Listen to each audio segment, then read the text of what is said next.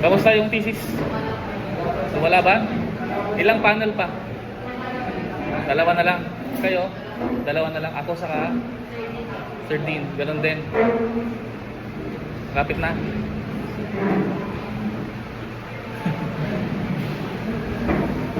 Last week na, no?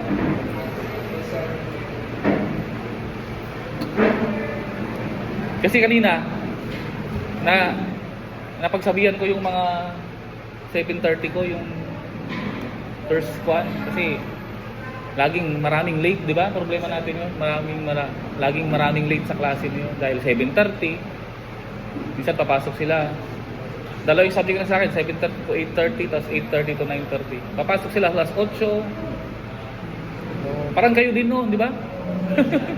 Parang kayo din. Pag ganun na yung situation, I always turn to this. I always turn to Bible. Pag buklat ko, nakita ko itong message. Agad-agad pag buklat.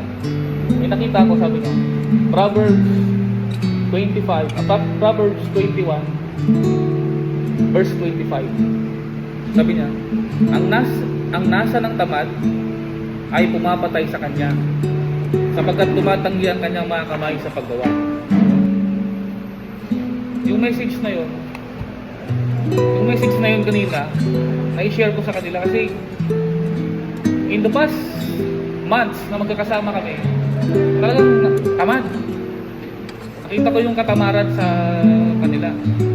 May ipapa-memorize ako for their recitation, hindi ginagawa. Tatamad.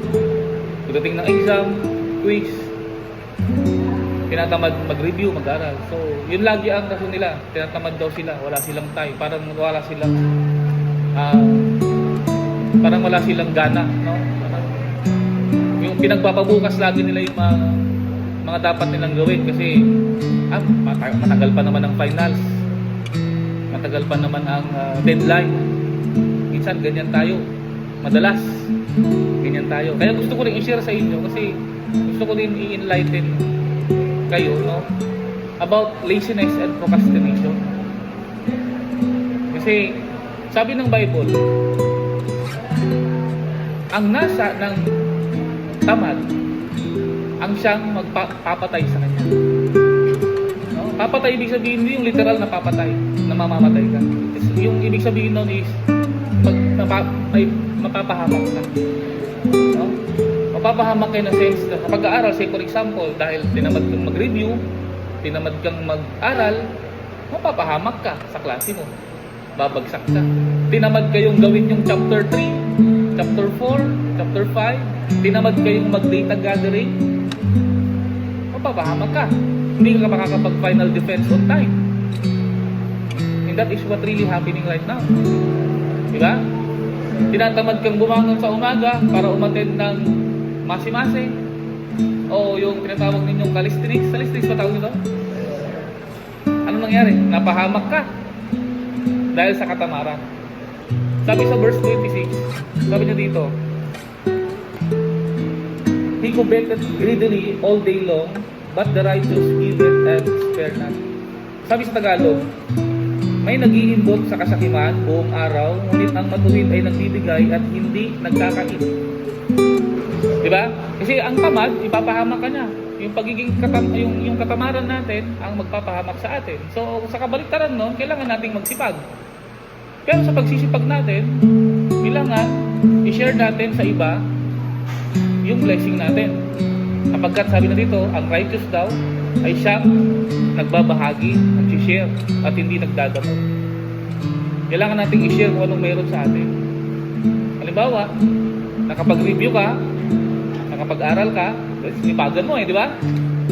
Para totally na ma-bless ka, yung napag-aralan mo, i-share mo sa iba. Turuan mo yung classmate mo na nahihirapan, di ba?